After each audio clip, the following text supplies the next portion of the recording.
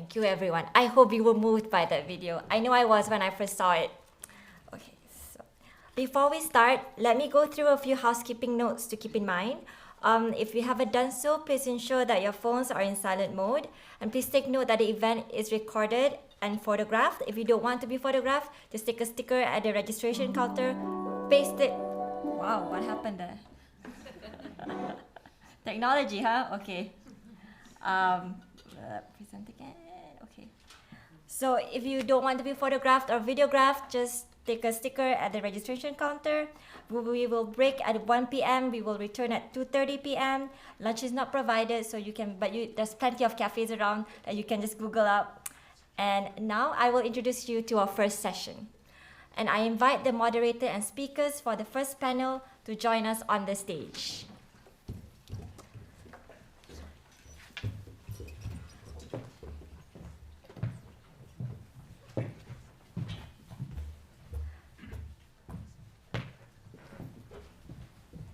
So before we begin our first panel, I'll introduce the speakers and moderator.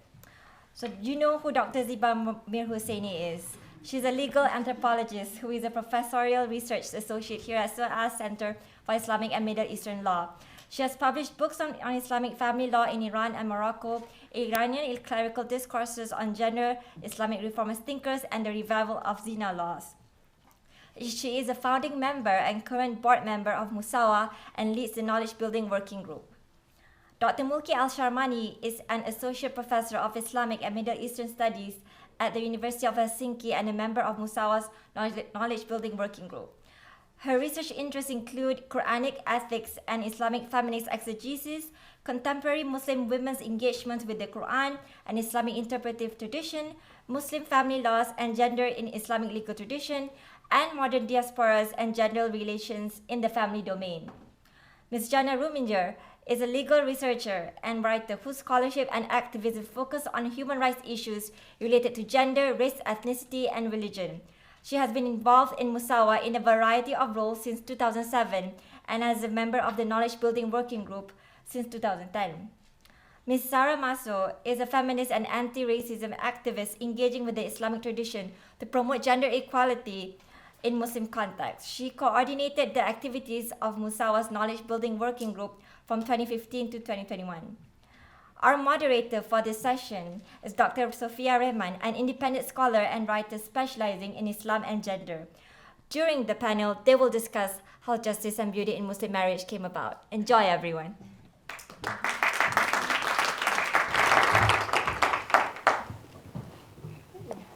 Good morning. Can everyone hear me?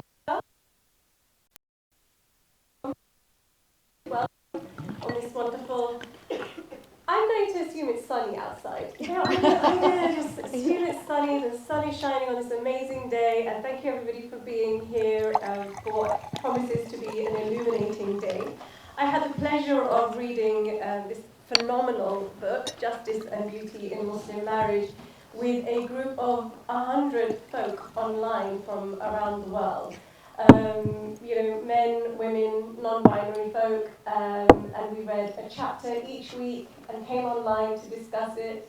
I see some faces. Hi. I see faces from that group here, which is wonderful. And we had a roller coaster of an experience. So, we went through, I think, all of the phases of grief, actually. So we were in denial, we were shocked, we were happy, we were emancipated, we went through all of the feelings, and I'm sure that you will get at least a taste of that today. And it is a pleasure to be in conversation with the editors of this phenomenal book. So I'm going to dive right in, and then I'm going to leave about half an hour for the audience to come up with any questions, because I'm sure your minds will be buzzing as we go along today. So I'm going to start with Ziba, if I may. So Justice and Beauty in Muslim Marriage follows on from Musawah's 2015 publication, Men in Charge, ? So while Men in Charge focused on Qawama and Wilaya, that was so brilliantly introduced to us from the introduction on Imam al-Tabari this morning, Justice and Beauty in Muslim Marriage focuses on Adl and Ihsan, Can you tell us the story of this journey from deconstructing to reconstructing central tenets of marriage in Islam, and just the story of how this book came into being? Yes, yeah. Can you hear me? Yes. Yes, it's our story. It's my personal story and the story of Musawah as well. Because as a Muslim woman, you know, we are taught that we are the second-class citizen. From the moment that we are born, I think. And so, but we did not accept that. And I did not accept that. And my story is also so much intertwined with revolution in Iran in 1979 and bringing totally different face of Islam. And Jonathan just mentioned that what Steve Tabari, how he understood verse 434. And this is the verse that every Muslim knows. Okay? When it comes to family matter, the position of women, الرجال قوامون على النساء. Men are in charge. So the question for us that we believe in justice and equality and also justice, that our faith is just, is how to understand this verse. Because this is the main challenge. And you know, whenever you give a talk, somebody in the audience comes and we talk about equality, Musawah, they say, what about this verse? So Musawah is a knowledge-building movement. You know, we started very beginning bringing scholarship and activism together. So Musawah was born in 2009. In 2010, we started a new project. And a new project was basically understanding who gave authority to men over women. And we are told that God gave that authority, as the verse 434. And as usual, we have a research group, and every project that we do, and that was our first project, we have three elements. One is building the theoretical background, both within Islamic legal tradition and also lived reality and with human rights and laws. Because the framework that we have in Musawah, and later on we talk about, we work at 4 levels. Islamic teachings, human rights standards, and also the very idea of human right is new, especially women's equality as part of the human right. Then the national laws, because we all live under a nation state. And the lived reality, you know, the unwritten law, and how the others interact with the reality. So our project thank you for this, for 4 elements at 4 levels, and we have 3 elements in our project. Producing knowledge at all levels, and also disseminating this knowledge, opening spaces for that. And another element of our project is that theoretical knowledge is that how this concept of qawama and wilaya that give men guardianship over women came into existence. So when we started the research, we actually found that I'm not a Qur'anic scholar, so I was the one who wrote the project before John came into the scene. And I said, qawama is a Qur'anic concept in the project because we needed to get a grant for it. And when we started the research with the group, which led to our first book, Men in Charge, we realized that the term qawama, which we all know what is qawama.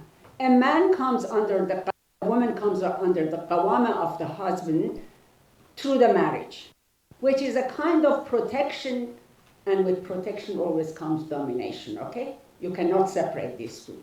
So, and people understand it in different ways, and Tabari understood it in that way. And at the moment, this verse 434 is so much contested, there are so many interpretations of it. So every interpretation of qawama, a translation is an interpretation in some way. So we found out that the term qawama does not appear in the Quran. What appears is qawamun or qawamin. And 3 times in the Quran. One in 434, another in 4135, and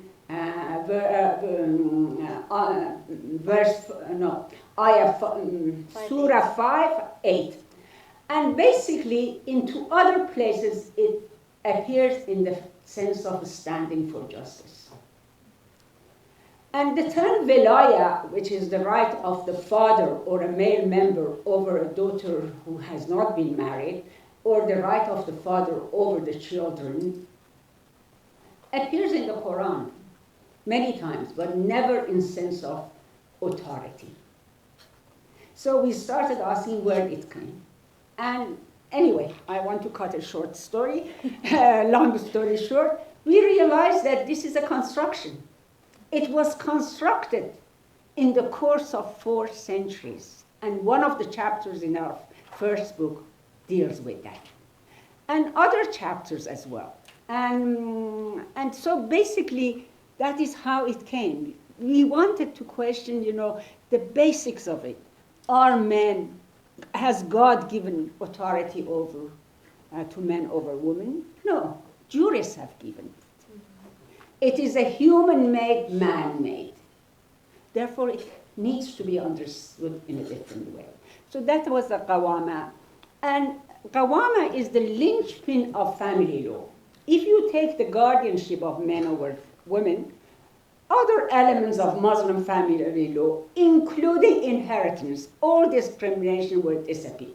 Why women are entitled, as a daughter is entitled to half a share? Why? Because she gets a dower, the husband provides for her, and also if her husband dies, the brother and the family. So the idea is that it is really justification for everything. And once you take it away, you have to replace it with another Quranic concept. Because we work within Islamic legal tradition. At the same time, human rights, state law, and lived reality. And it was adl and ihsan. And we will talk about it later. And so I wouldn't say it is a reconstruction, it is a journey. It is a journey that we all went together. And I don't claim that we are the only ones, but we are the group that has a collective voice. So that's a story. What a story that is, that's beautiful. So Jana, I'd like to come to you. In your introduction, in the wonderful introduction to the book, you write, Musawah celebrates the inherent diversity and plurality within Muslim tradition.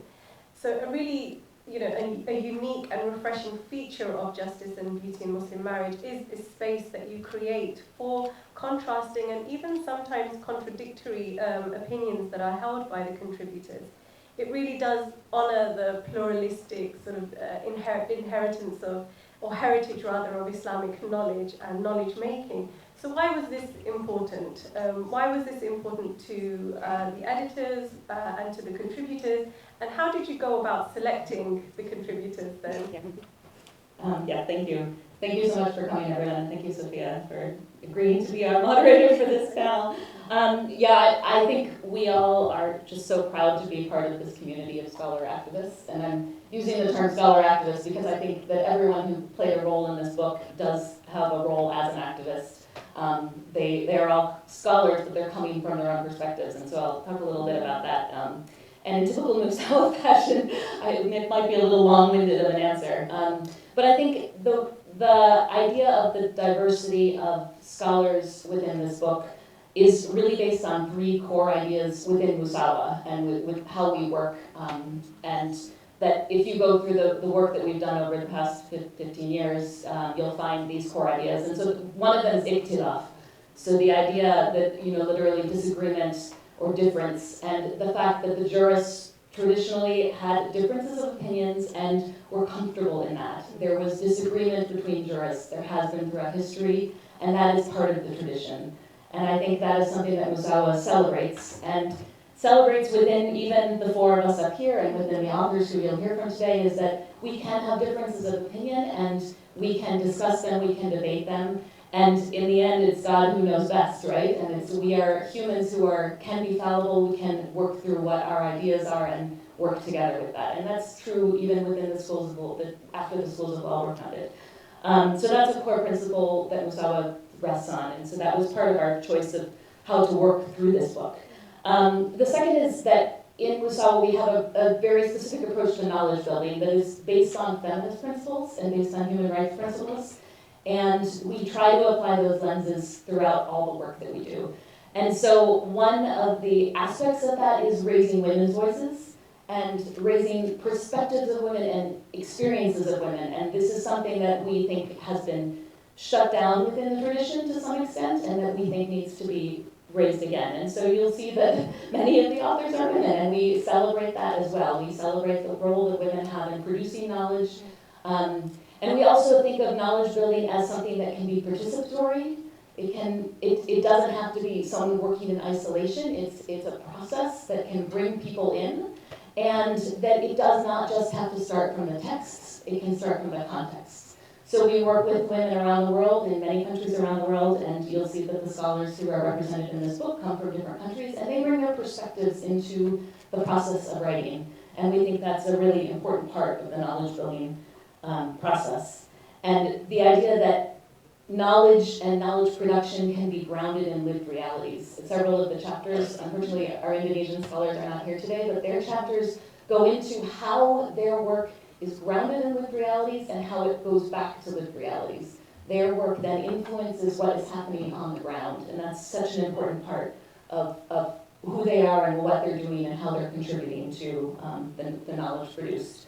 The third really big core idea that came behind the selection of scholars is the Musawah framework for action. So this is a text that I would urge you all to look up when you get home. And it's kind of the core founding document for the Musawah movement. And it is the approach to every activity that we do and every knowledge production part that we do. And as Eva mentioned before, it's grounded in all of the things that we do come through a four-pronged approach that includes Islamic teachings, international human rights norms, state, national laws and constitutions, so positive law, and then lived realities, socioeconomic realities. And this is the framework that we started with. We inherited it in some ways from the Maghreb movement in Tunisia, Morocco, Algeria. The activists working on the ground used a framework of this sort.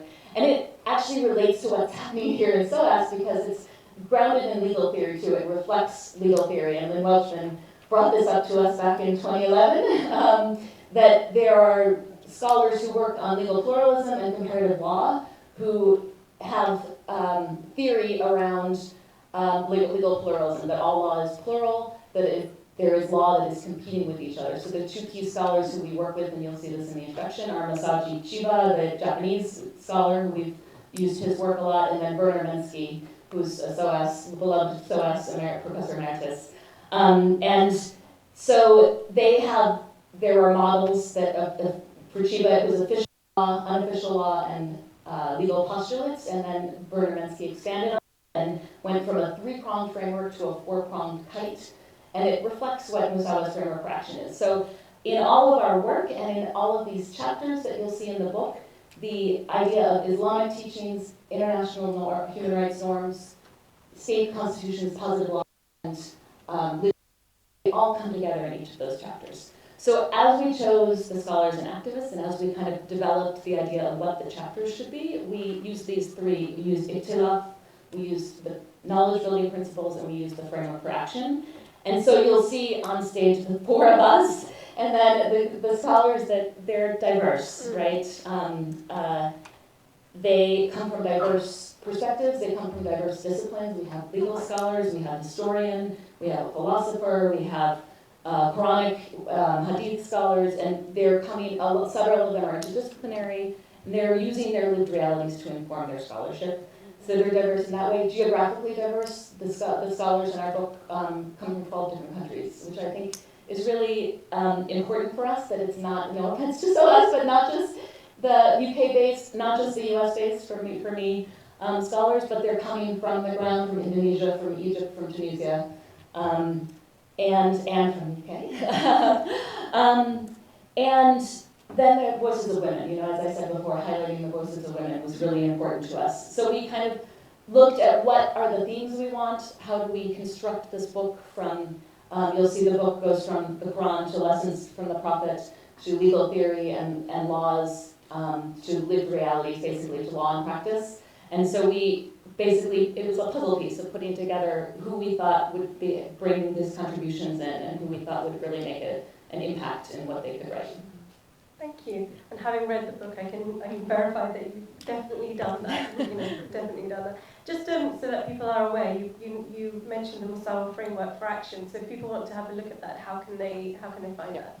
You can Google Musawah framework for action, and it should come up. But it's also on our website, musawah.org. Yeah, brilliant. Thank you. It's a great Available resource. in 5 languages. Oh, that too. So yeah, because that's essential, isn't it? Because I think one of the things people often say is, "This is great. I've learned so much. How do I put this into action?" And so that's a great way for people to be inspired to find their own ways of putting what they learn into action. So Jana is with us here, right? So the book is split into 4 themes of investigation. You have the Qur'an, you have the Prophet's example, Islamic legal theory and ethics, and law and practice. Could you tell us more about the methodology behind the development of this book and why the focus actually on adl and ihsan? I know Ziba started us off down that road. Maybe you could take us a little further. Sure. Bismillah ar-Rahman ar-Rahim. Assalamu alaikum, everybody, and thank you so much for your interest and sharing your Saturday with us. And thank you, Sophia, for moderating this. I hope everybody can hear me. And already Ziba and Jana did the homework for me. So I just want to take you back to what Ziba said first and then build on what Jana said. And that is, we are a knowledge-building movement. Knowledge is very important. We believe that knowledge can inform activism and activism informs knowledge. And because knowledge is important, we in Musawah strive for producing rigorous knowledge, research-based knowledge.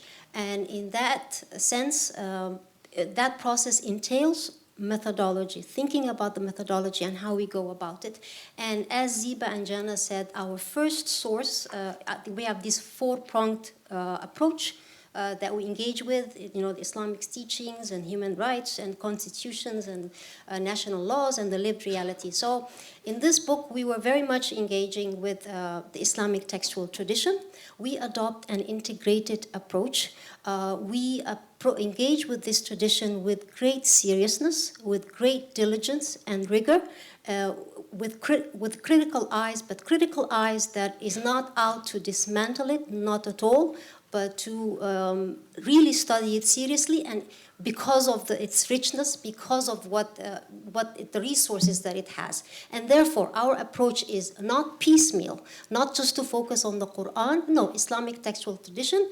So we look at the primary sources first in our Islamic legal theory, it's the Qur'an and the Sunnah. So we've looked at the Qur'an, and you have 3 chapters there, and then the Sunnah, including the Seerah and the Hadith, not just the Hadith, but the Seerah, which is very important.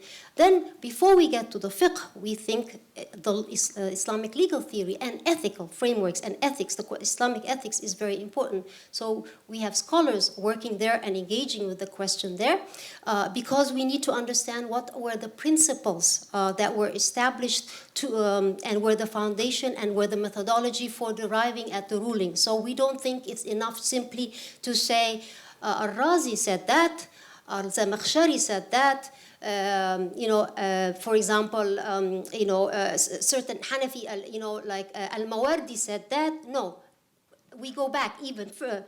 First, what were the principles sometimes that led to, so that we are able to identify not only patriarchal reasons, but also methodological gaps. So we are trying to interject and intervene on the methodology part as well. Then we go to the Islamic law, And in Islamic law, sometimes, often, we understand it maybe in our conventional sense. Specialists will be aware of this, but like it's simply the fiqh, Islamic jurisprudence. But that's not the case. So the Islamic law is theory and practice. So we go back to the history and we say, how was marriage practiced actually? And also what Jana said about the ikhtilaf between the fuqaha.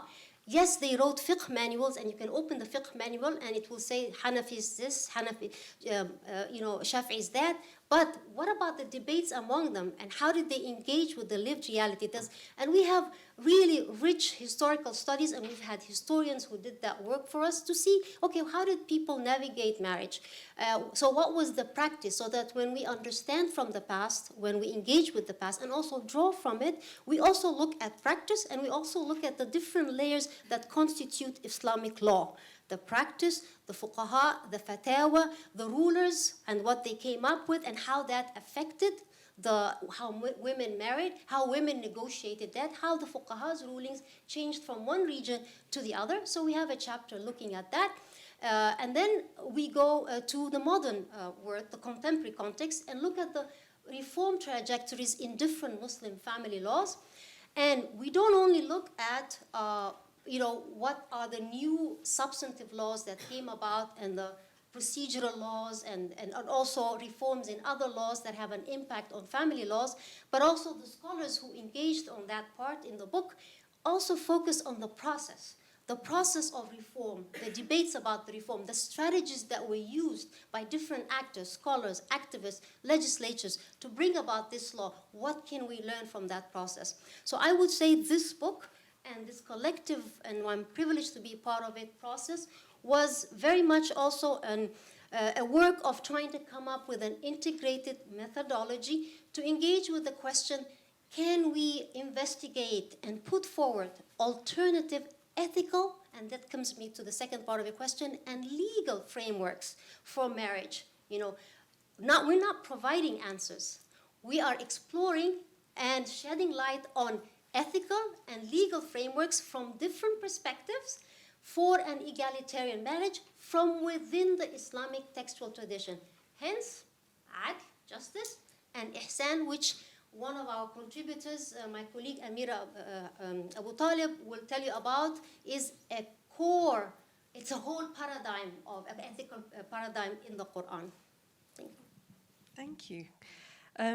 So on this, on Islamic knowledge, and we've heard today how important knowledge building is in the Musawah project.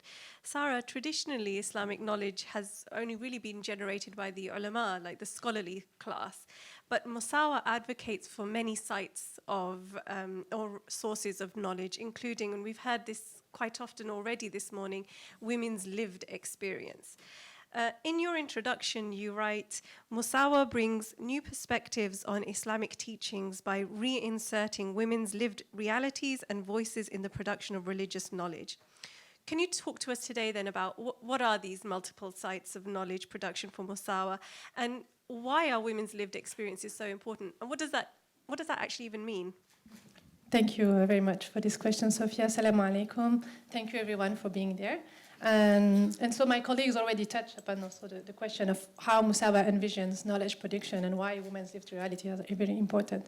And in fact, one of the main findings of our previous publication, Men in Charge, was also the striking contrast between this Muslim ideal of a marriage based on qawama and wilaya, the presumed protective and supportive aspect of qawama and wilaya, and the lived realities on the ground. And the injustices and the discriminations faced by women. They didn't feel protected. They were actually felt vulnerable. And so Musawah also looked at how this male-dominated narratives of male-dominated narratives and the exclusion of women's voices in the production of religious knowledge led to actually this discriminatory interpretations, practice, and norms. So, but when women are trying to actually express themselves, share their experiences, raise their voice, they often face resistance because they're told these concepts are divine, concepts cannot be questioned, they cannot be changeable.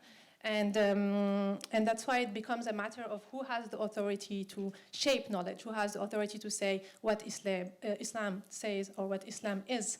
And that's why from the very beginning of Musawah's existence, knowledge building was at the heart of Musawah. And it was also about Musawah, which means equality in Arabic. It was also about reclaiming the spirit of equality in the production of knowledge itself. So not just claiming equality in the interpretation, in the laws, but also in how do we produce that knowledge that didn't fit with the lived realities on the ground.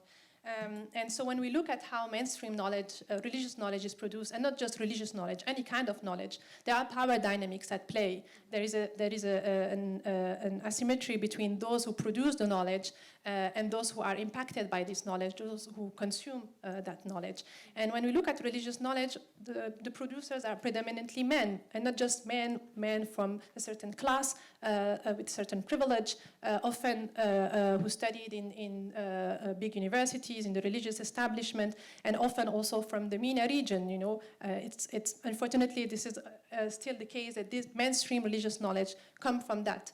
And on this other side, in Muslim majority countries, this knowledge, this religious knowledge that is produced, is impacting the laws on the ground. So people are this knowledge is influencing policy making and norms and practices, But the people who are impacted by this knowledge, so Muslims on the ground, not just only women, they also have their own experiences, their lived realities. And this is also considered as knowledge. But unfortunately, it is seen as non-conventional, not legitimate enough to inform dominant knowledge.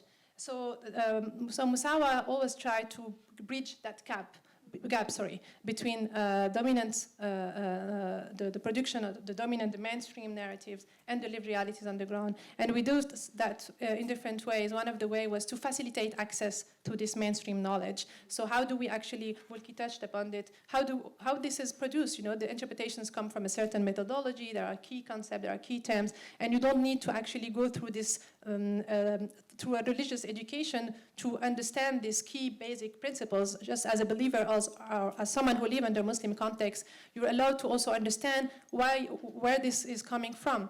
And so we do that in our trainings, in Musawah's trainings, but also some publications that you can find in the website. What is the difference between Sharia and fiqh? What does ijtihad mean? What is maslaha? What is ikhtilaf?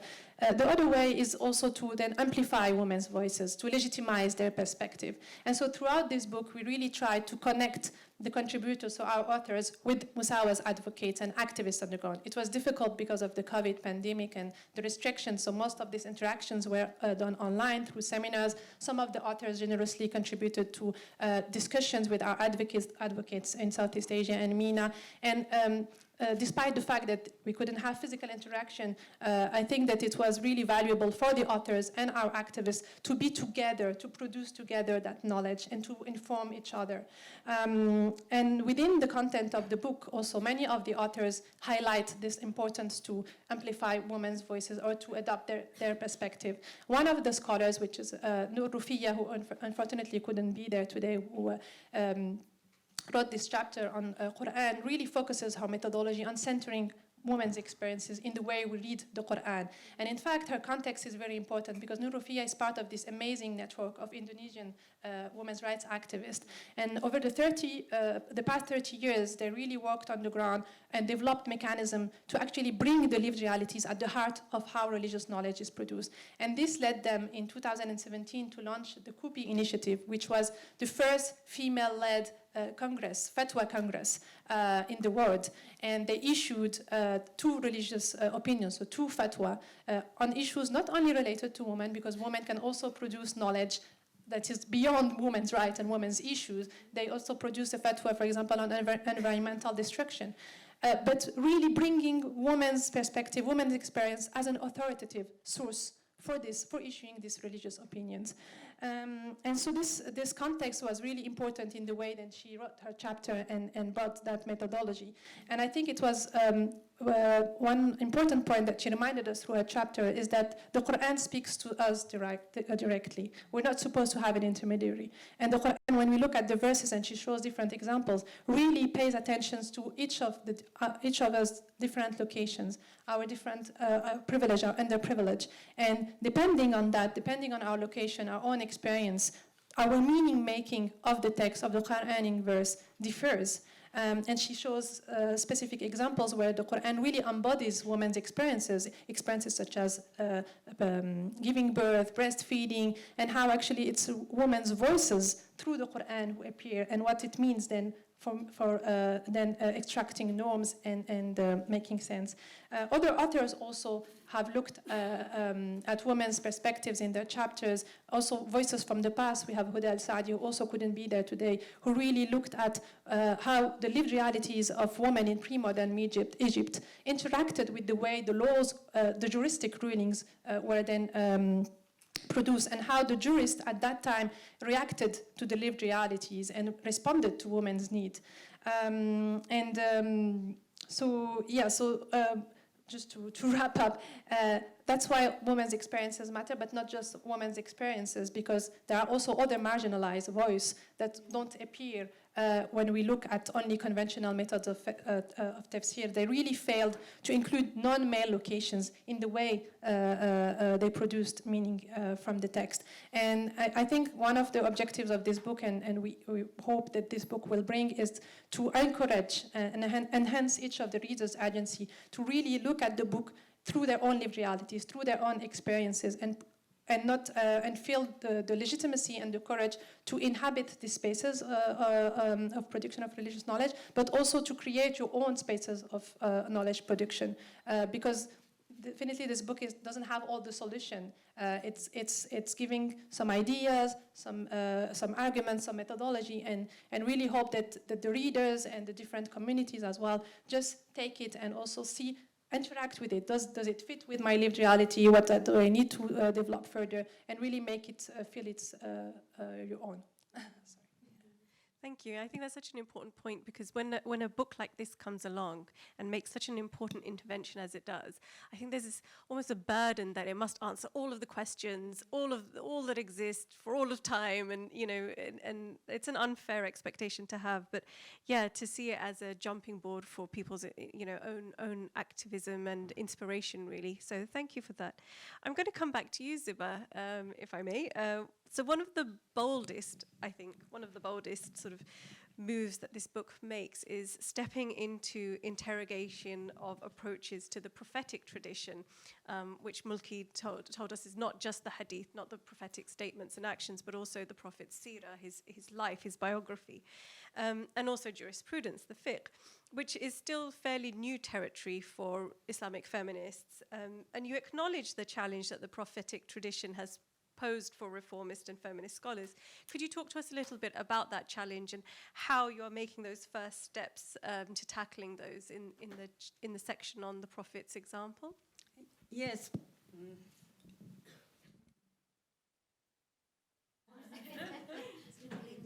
Yeah. Okay, it's working. Yes, both prophetic tradition, as it is recorded, and also Islamic jurisprudence fiqh are main challenge. And feminists made a decision some time ago not to engage with hadith literature. And basically because the hadith literature justifies, and the way that it is produced and recorded, perhaps it is not based on the prophetic example, but it is actually a literature which belongs to time.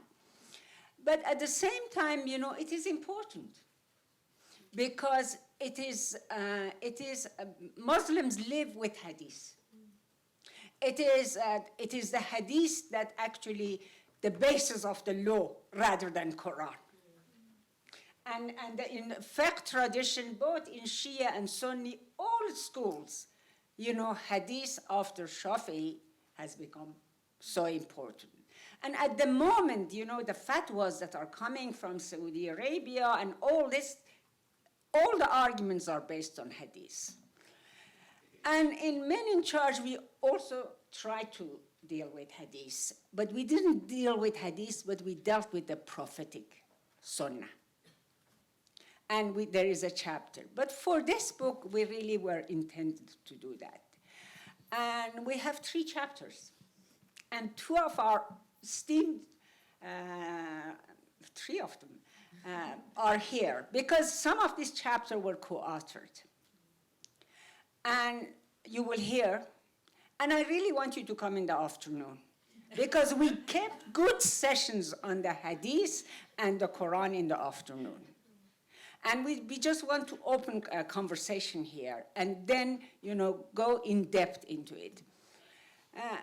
And we have another scholar, so I'm not going to talk about their work because they are here and they tell you how they engage with that, which is really, really innovative. And one of the scholars is Faqihuddin from Indonesia. And he actually, he is the one who says that we need to engage with hadith. We cannot put it aside, especially in Indonesian context. It does matter. So what he does, he builds on the methodology and the work of I forgot his name. Abu Shoqa, Abu Hamid Shoqa. And Abu Shoqa died in 1995. And he is a contemporary scholar. And he wrote a book which is based on collection of these hadiths, Tahrir al-Mar'a, the liberation of the woman at the time of the revelation. And in fact, he's working on traditional sources and sources that are not contested at all. But he shows that actually there was so much liberation for women in this hadith. And there is possible to read this hadith in a different light. So Faqihuddin uses that, and it is on the principle of mubadala, reciprocity, yes, to be reciprocal. And it's basically exchange. And it is an ethical approach to hadith. And it is based on the concept of tawheed and also the core values of the Quran. And basically looks at the hadith from a different direction, gender sensitive, and reinterprets this hadith. And it is the question of reinterpretation is very important, and the methodology for that. So I think that is very important. And another element of the book, we have 2 chapters on fiqh. You will hear from Dr. Naveen Reda today, this morning, in fact. And another one that I want to mention is by Dr. Mohsen Kadibar. He is a Shia jurist, and his chapter is really one of the exciting ones, because what he does, he brings the Usuli Shia methodology there, that reason and intellect is actually at the same level of the revelation. And we understand the revelation. The revelation is never in contradiction with our reason and our intellect. Therefore, we need to use our reason in order to understand the revelation. And he comes up with a framework, and he basically says that the traditional ijtihad no longer responds. It does not respond because it was produced in a different context, in a difficult ethical framework. We do not take our ethics only from the text, but we take it from our context, from the contemporary values. So he basically goes through different things, but what he comes with is with a methodology at the end of it. He said that the laws that were in the Quran at the time of the Prophet had 4 characteristics. Sorry.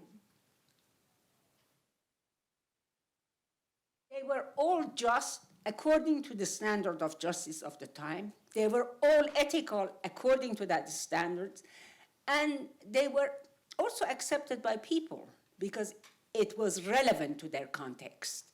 And there was a consensus on that. And another one is that they were effective. They were superior to other laws. And it solved the problem of that context. So these 4 criteria, we need to keep it. And any ruling which exists, which is text-based on the basis of the Quran or Hadith, if they do not have any one of these criteria, according to the standard of our time, they no longer they can be considered as part of the Sharia. And this is really radical. And it is bold.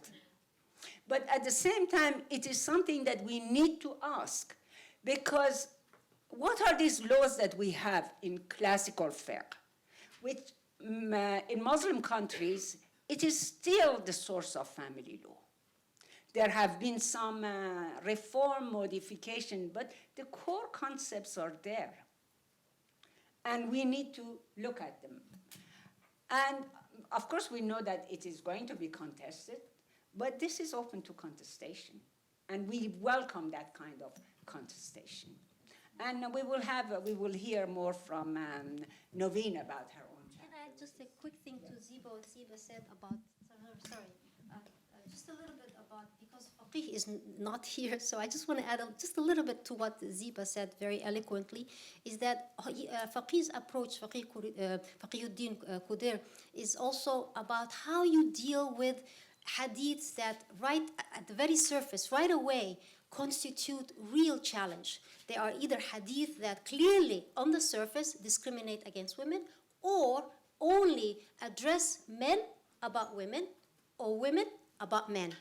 And I think another very important contribution of his methodology, which we can agree or disagree with, but the beauty of it also is that he proposes this mubadala, reciprocity, that this hadith is also about the other gender. But more importantly, what he does is also, he says, when we look at hadith, we need to interpret it and try to get norms from it. We first need also to look at Qur'anic principles, the tawheed, and certain concepts in usul al-fiqh that he uses, and then the hadith together, right? So this is an approach very much grounded in the tradition, but it's still innovative. And the hadith part, the sunnah part, is that we are so privileged that we have diverse methodologies. And you'll see that now today when Shadab and Sarah present their chapter on the seerah, and when Yasmin Amin presents her chapter. So the diversity which Jan talked about also is really reflected in the methodologies that you read about in this book. Thank you. Thank you. No, absolutely. Thank you for this, yes, because Faqih's chapter needs to be read and complex, and gives us a lot of food for thought. And I love that there's a space for contestation, and to see that contestation as being a site for generation, to generate new knowledge as well. So with that, I'm going to remind everybody that I am going to open up to questions on the floor soon. I'm going to ask one more question, and then, please have your questions ready for the panel as well. I'm going to come to Jannah. So you mentioned I think Sarah, mentioned Huda Sadi's chapter. So investigating Muslim marriage historically, sort of also allows us to consider the many ways in which Islam advocates for the full humanity and agency of women.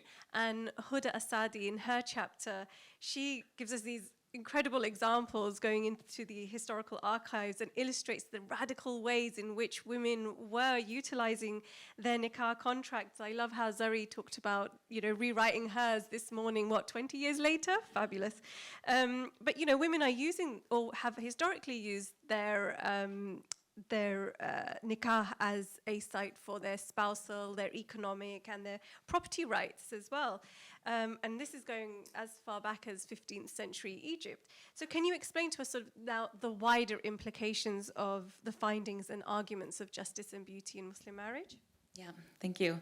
And I think Huda's chapter, where again, she's not here today, so you'll have to read it yourself.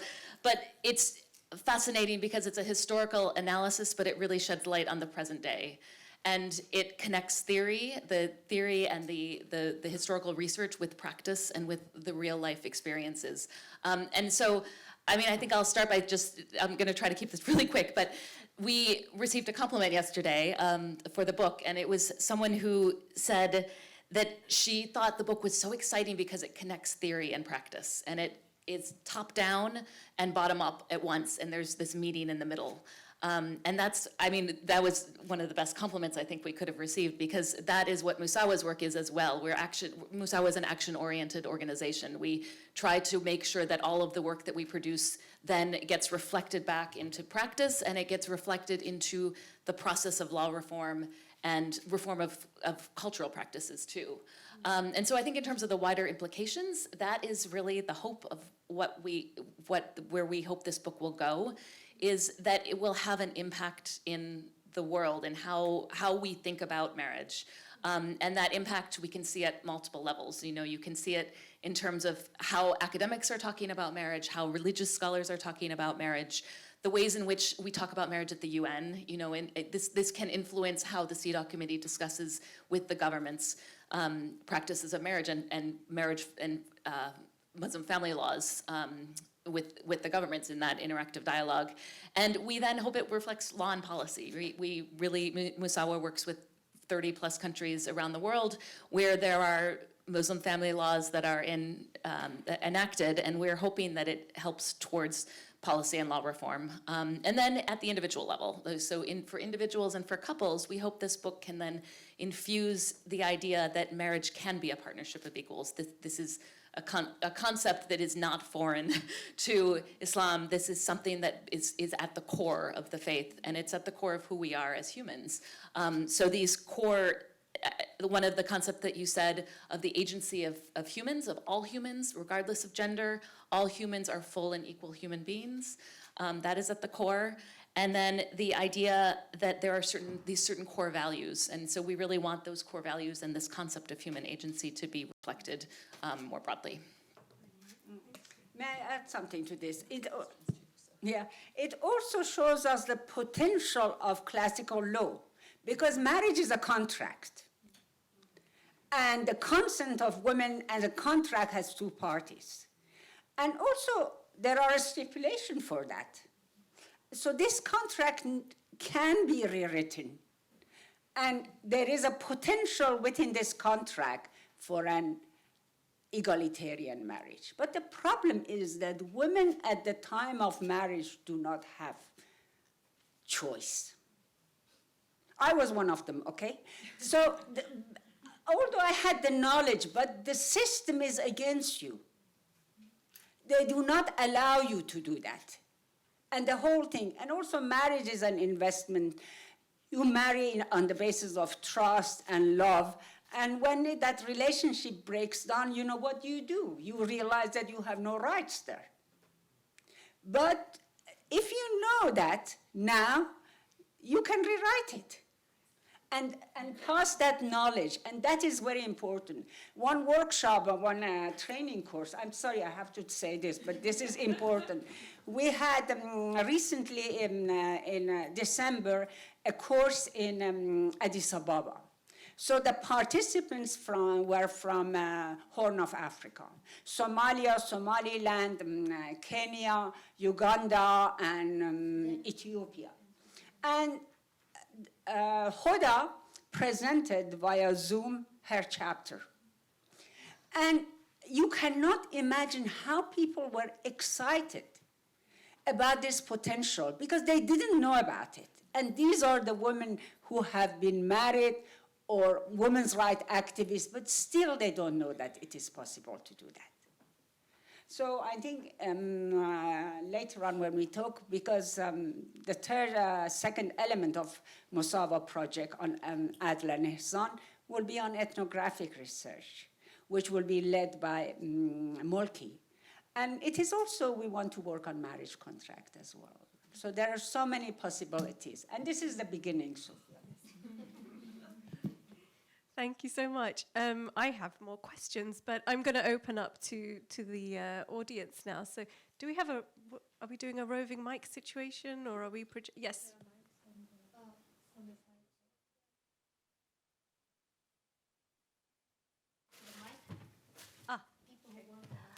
There are mics on the side of the room if you want to ask a question.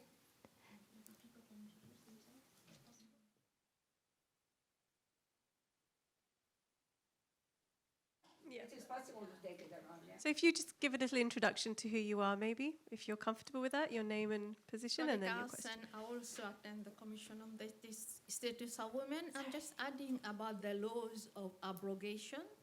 Whatever the verses are bringing conflict Quran, I mean, through the laws of abrogation, it can be removed or it can be improved linguistically.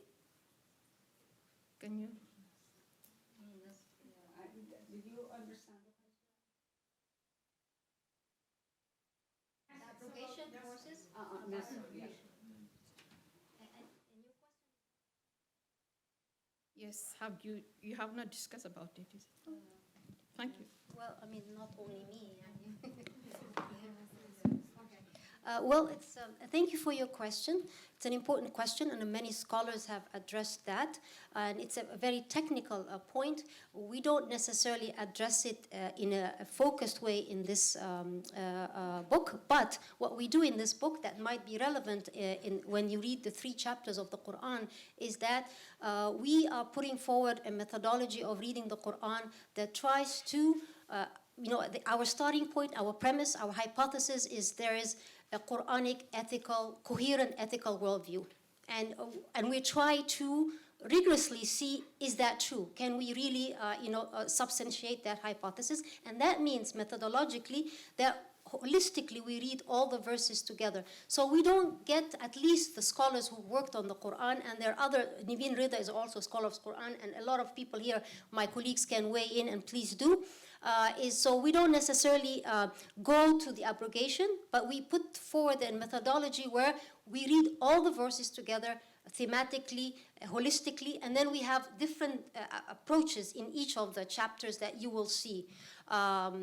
So in a sense, at least speaking from the perspective of the chapter that I co-authored with my wonderful colleagues who are not here, unfortunately today, Umayma Abu Bakr and Asma al-Amrabit, is for us that question is not relevant. We think all of the Quran is relevant, so we approach all of it, and we don't see a challenge in a particular verse. We think the challenge is in how we read the verses and how we connect the verses together. So at least for us, that was an irrelevant question.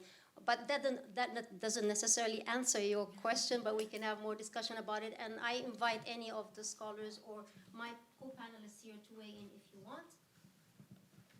Or Niveen also. Yeah, we will talk about, we will have a session about it that we will talk about it. But also the whole principle of nasakh, who decide which verse is abrogating one, it's also a human decision, because the Quran does not say so. It's part of the human decision. It is part of the jurisprudence as well. But at the same time, it shows that the Quran is addressing different questions and different problems of its own time, and provides answer for its own time. And also God changes God's mind, because if one solution does not provide the right answer, it is possible to provide another solution. And as Mulki said, we don't see it as abrogating. We see it as looking at the Quran holistically, and also understand it in its context, historical context, and its ethical framework.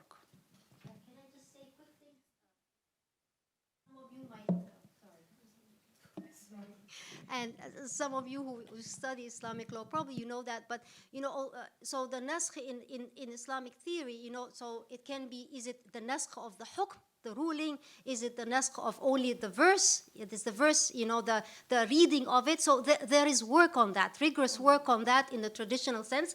And the word occurs in the Quran. But like Jiba said, for us, it is irrelevant question. you know, because we are, and of course there's the famous thing about, or infamous, like why do we have this ruling about that if people who are married commit adultery, the hukm is the zina of hukm for married is stoning in our classical jurisprudence, although the verse is not there, and one of the arguments was about using that theory. But for us, it is an irrelevant question because we look at the totality of the Quran. Yeah. But I think I was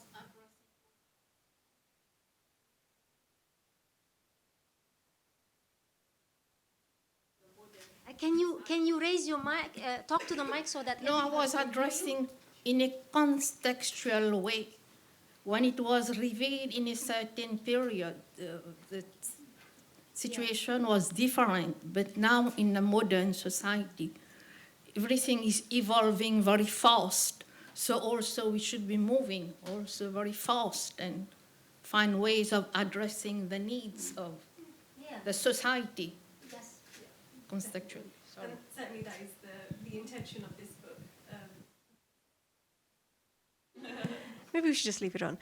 Thank you for that first question, for stimulating the conversation. We have, okay, so we'll take a question up there. Maybe we could take 3 questions, because there's quite a few. Let's take 3 questions at a go, yes. Hello, I'm already blown away, so thank you to this amazing panel. I have a question around, you mentioned hadith and looking at that, and I just wanted to understand how, because I'm a very recently practicing Muslim, and I understand that there's various hadiths that are quoted at you, and then there's what is the authenticity of each of them. I'm a barrister by training, and I study the law, and I've always struggled with hadith as, you know, at its core, hearsay. So really narrated by people who had a certain perception of a certain something that happened and took from that. So how do you navigate that when you add that into the mix? Because the narrations, as I understand, are predominantly by men of that time, sometimes 100 years after the event took, sometime after it took place, and then written down. So that adds another complexity, but it's interesting that you talked about hadith being used. And again, I don't know how hadith is authenticated, but there's often like, oh, that's a weak one, that's a strong one, but essentially, even if all agree, or if all schools of thought agree that it is a strong one, isn't it still just like hearsay to an extent? So just... Thank you for that. Should we take another question? Shadab Rahmatullah, University of Edinburgh. Since this is the opening session, I wanted to ask a question about the format. In the book, we begin with the Qur'an and then shift to hadith and sunnah, and then we zoom out to questions of legal theory and legal practice. But you've chosen to go the opposite direction for the workshop itself, beginning with the law, then lessons from the Prophet, and then the Qur'an. Is there a particular reasoning and objective behind that? Absolutely. Well, let's get the third question. Yeah, let's get our third question. Thank you. I probably don't need this. I'm a lecturer, so I have a very loud voice. So my question was, we've concentrated rightly on Muslim majority countries, and I'm interested in the Muslim minority countries because we're in one. And I'm particularly interested in what your thoughts are on the UK and the challenges of knowledge building here and what you have found. And particularly in terms of some of the criteria that you've mentioned, I think our lived realities are very different from Muslim majority countries. So I would almost flip some of that criteria, because if I speak from personal experiences, I would say my lived reality is in some way informed by the nation state, the rights that it gives me, and then the teaching comes, because we know the main criteria is justice. We intrinsically know that from, I mean, we're not scholars, but I'm talking on behalf of myself and many other Muslim women here. So I was just particularly interested about what you have found in this space. Lovely, thank you. So our first question is on hadith and hadith as hearsay and how one navigates this. I think this will be a good question to address for the panel that is actually dedicated to hadith later on. So unless anybody wants to respond to that immediately. No, I think this is actually a question which is addressed specifically with all the 3 chapters that we had that. So please come in the afternoon. So. It's right after the lunch because this is an important question and how to navigate that. And I assure you there are ways of navigating it. Yeah. Thank you. And then we had Shadab's question, which was, Jenna, you were volunteered for that. Yes. So about format. Actually, I was going to mention that the book is, that today's program is flipped from what the book is. And it was, there's a couple of reasons for that. One is that we thought, actually being in the UK context, and maybe this addresses this question too, that the idea of getting to laws first and kind of laws and legal theory, and then zooming out from there back to the prophetic example and then the Qur'an actually made some sense as well. And we kind of hope that you can then take what you learn from the progression and go from the last session and kind of think back into how does it affect your personal lives, how does it affect the laws, how does it, so it's, I think it works either way in some ways, the way that we did it in the book and then the way that we did it today. It's this multiple level of individual society that then you can start from the macro level or the micro level. And then the other reason was because we want people to stay for the whole day. And we think the lessons from the Prophet session in particular, I think your question, it's interesting because there are 3 very different perspectives in these 3 chapters, and there is a discussion and a debate within them, and I think like having that right after lunch, we thought that would be a really great way to come back and to kind of hear that discussion and the debate, and then to end with the spiritually uplifting session on the Quran. I think we thought that was a way to kind of close it out and have it be fulfilling for all of us on a personal level as well. Can I add something? When we put we had these wonderful chapters, and when we wanted to put them together and organize the book, we debated, we changed our minds so many times. Do we start from the reality of the ground, or do we divide it on the classical ending? So, this conversation was there. But at the end, we decided that, yes, we want to start with the authoritative text, the Quran, and understand that. And also see how other sources, that is the example of the Prophet, the way of the Prophet and others, relate to that, and then go to the context and historical and another one. And I think we made the right decision at the end of it, because, you never know. But we debated. It was not easy. Should we take another 3 questions? Minority context. I think you are the best one to address that from the UK. Sorry. UK. Yes, UK. About UK. Ziba. Okay. Yes, then the situation of Muslims in minority is totally different, because at least theoretically, the state law here is egalitarian. But if it goes back to our framework, because the state law is only one law, and there are other sources.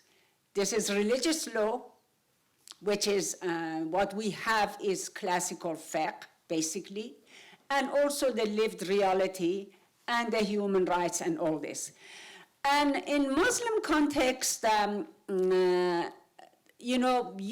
when you challenge the patriarchal reading, you're also challenging the state law, because the state law at least is in line with that. But here is different. But at the same time, when you are a Muslim living in a minority, you have to deal with so many other disadvantages. Discrimination, Islamophobia, politics, and all this.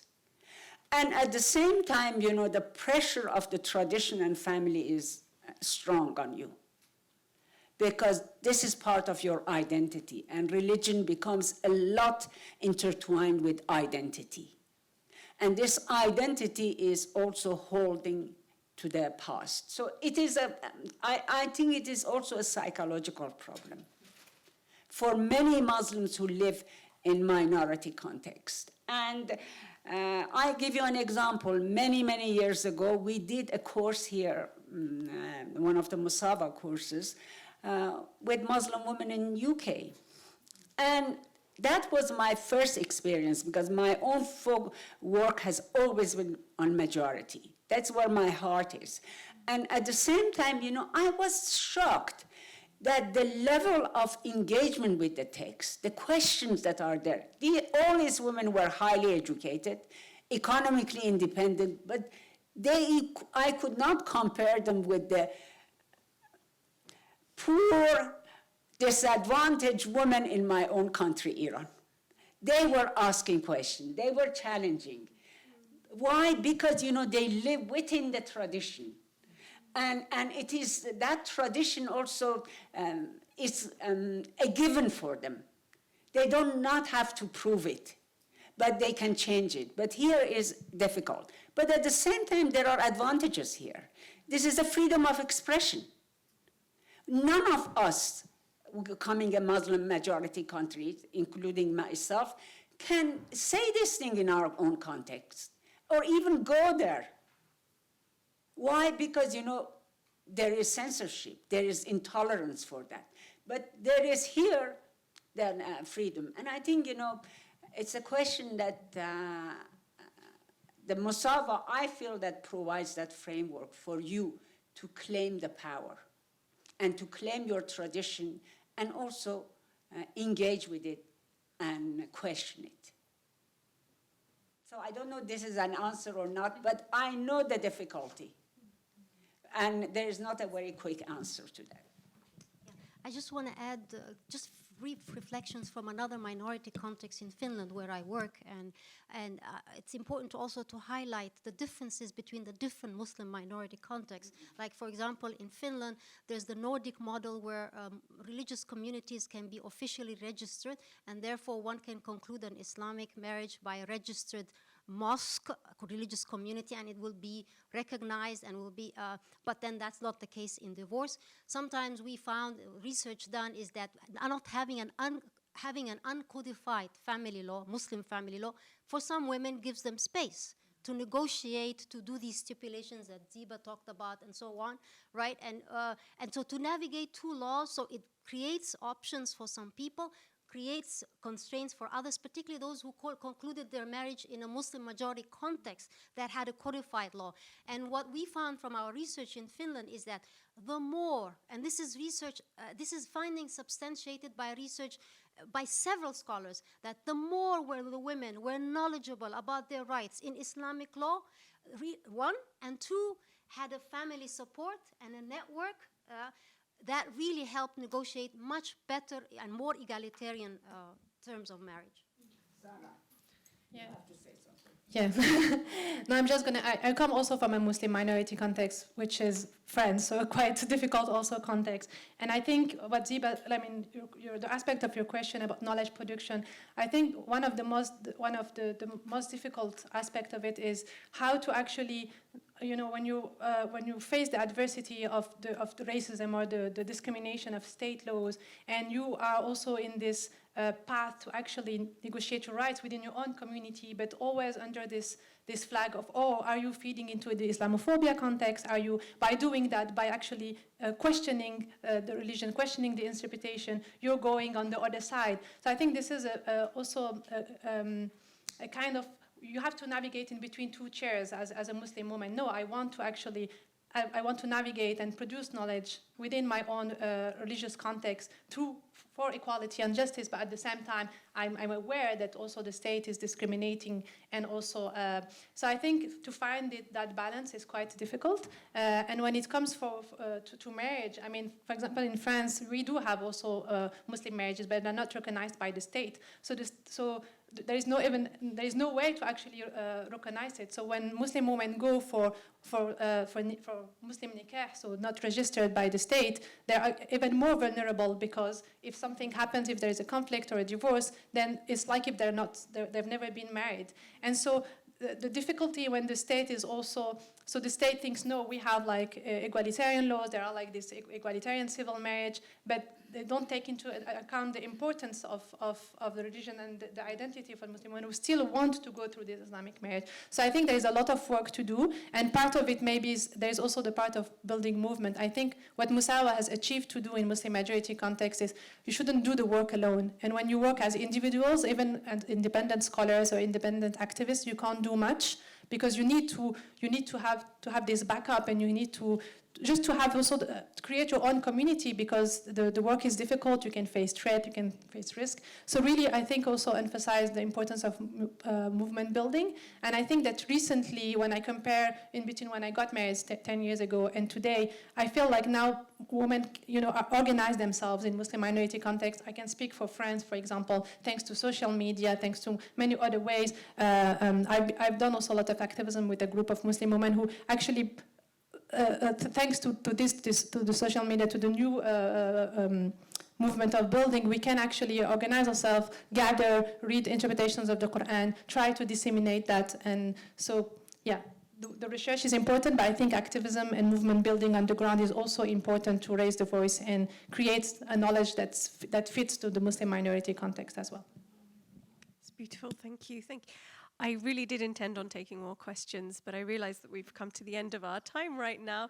But this session really was just to whet everybody's appetite, and I think we've managed to do that. So do stay on and bring all of your questions to the following panel. So if you just join me in thanking our panelists.